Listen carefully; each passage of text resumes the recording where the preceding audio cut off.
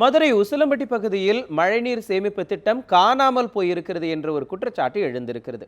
அரசால் கொண்டு வரப்பட்ட இந்த திட்டம் அரசு அலுவலகங்களிலேயே பராமரிப்பு இல்லாம சிதைந்து கிடக்கக்கூடிய அவலத்தை விளக்கக்கூடிய ஒரு செய்தி தொகுப்பை இப்ப பார்க்கலாம். மதுரை மாவட்டம் உசிலம்பட்டி பகுதியில் உள்ள அரசு கட்டிடங்களில் மழைநீர் சேகரிப்பு கட்டமைப்புகள் உடைந்தும் விழிப்புணர்வை ஏற்படுத்த நகராட்சி நிர்வாகம் சார்பில் வைக்கப்பட்ட பேனர்கள் கிழிந்து தொங்கும் அவல நிலையில் உள்ளது.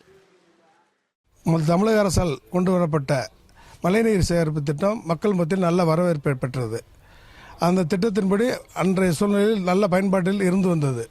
ஆனால் தற்பொழுது பயன்பாடற்ற நிலையில் இருப்பதால் தமிழக அரசு மீண்டும் அந்த திட்டத்தை செயல்படுத்த கோரிக்கை வைக்கிறேன்.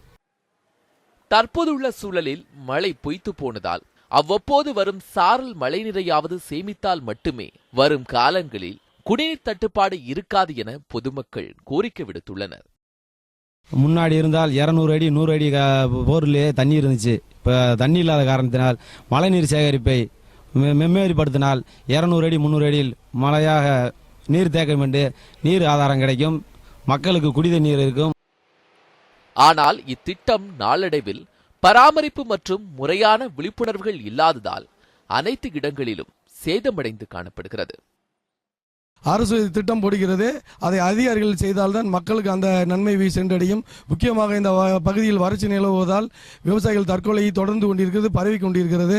நிலத்தடி நீர் மட்டம் 1300 அடிக்கு மேல் சென்று விட்டது. மழை எப்பொழுதாவது பெய்கிறது, அதுவும் பெரிய மழையாக பெய்து விடுவதனால் நீரமைப்பு கட்டமைப்பு சரியில்லாதனால் அந்த தண்ணீர் சேகரம் இல்லாமல் சென்று விடுகிறது. தண்ணீரை சேமிக்கிறதுக்கான வழிகளை அரசு கையாள வேண்டும், விழிப்புணர்வு ஏற்படுத்தும்படி கேட்டுக்கொள்கிறேன்.